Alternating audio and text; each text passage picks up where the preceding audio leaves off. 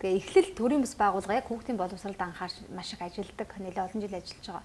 За энэ байгууллагын хамт олон тусгай багш бэлтгээд Налах дүүргийн бүх сургуулиудад 5-аас 6 дугаар ангийн хүүхдүүдэд зам чанарын хичээл орсон байна. Тэгээ 2 жилийн хугацаанд төсөл амжилттай хэрэгжээд төгсөлтөө хийж байна.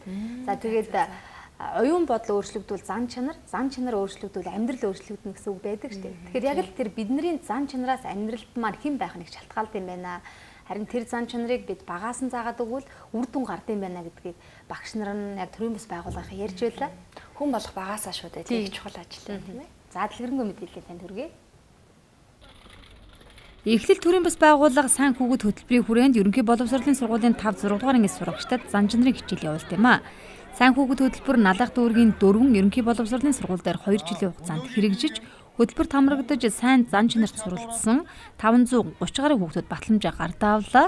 Сайн хүүхэд хөтөлбөрийн багш нар болон сургуулийн удирдлагууд хичээлийн гадуурх ажлын 40 минутанд зан чанарын хичээл тогтмол орж байснаар хүүхдүүдэд эерэг өөрчлөлтүүд их гарсан гэдгийг хуваалцж байсан юм а. Хүүхдүүдийн зан чанар, хандлага, харилцаанд их нөлөө үзүүлж байгааг одоо удирдлагууд болон анги удирдсан багш нар, эцэг эхчүүд маш баяр хөөртэйгээр гэрчилж байгаа. Үүний нэг шалтгаан бол өнөөдрийн нийгэмд хүүхдүүдийн зан чанар хэрхэн доголдож байна, харилцаан дээр ямар бэрхшээл байдаг вүлээ. Яг энэ тал дээр энэ талыг өөрчлөхийн төлөө манай байгууллагын эрхэм зорилго оршиж байна. За хүүхдийн зам төлөвшлийн хувьд бол нөгөө багаар хамтран ажилладаг, бие биенийгээ хүлээцтэй сонсдог, бусдаас суралцдаг, бусдыг хүлээж хүндэтгэлтэй харьцдаг харьцаанууд бол шал өөрчлөлт гараад ирсэн байж байгаа. Эрдэнэчимбэг багш Голомт цогцлбор сургуулийн 188 сурагч сайн хүүхэд хөтөлбөрт хамрагдсан. Хүүхдүүд маань олон сайхан зан чанарт суралцаж амьдралдаа хэрэгжүүлж байгаагаас гадна эцэг эхчүүд энэ сургалтанд бас хамрагддаг. Ингэснээр томчууд хүртэл зан чанар хандлага өөрчлөх боломжтой гэдгийг сургалтын үр дүнгээс харж байна гэдгийг хуваалцж байсан. Эцэг эхчүүдийн төлөөлөлч бас санал нэг байсан юм а. Нэгдүгээрт бол хүүхдүүдэд их сайн үйл бүтээхээс гадна бидний сургаж хүмүүжүүлэх үйл ажиллагаанд мал аягүй их нэмэр болж байгаа. Нөгөө сахилгууддаг, нөгөө гүйдэг, каредаг хүүхдүүд чинь энэ хөтөлбөрт хамрагдаад ирэхээрээ нөгөө бусдыг хүлээх ёстой, бусдыг хүндэтгэх ёстой гэдэг үзэл бодол нь хоёрхоод энэ байдалтай тассан зогцоод өөрийгөө удирдан зангидад захирч байгаа. Нэг юм асуудал байна.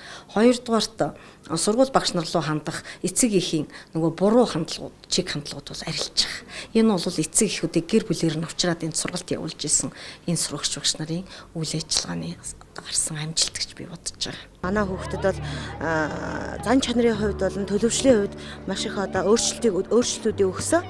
Жишээлбэл одоо эмх цэгцтэй зан чанар, одоо хүнийг хайрлж хүндэтгэх зан чанар, уучлал гуйх зан чанар гэх жишээний маш олон зан чанаруудыг төлөвшүүлдгээрээ одоо хүүхдүүд болон мөн бид нар шиг одоо эцэг эхчүүдэд ч гэсэн бас хүмүүжлийн тал дээр ч юм уу төлөвшлийн тал дээр ямар нэгэн хэмжээгээр одоо нөлөө үзүүлж их л сайхан үйл ажиллагаа болж байна гэж би дотроо боддог.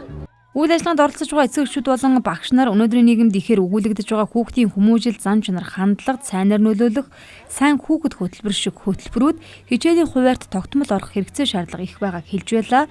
Лайтнес мэдээллээ.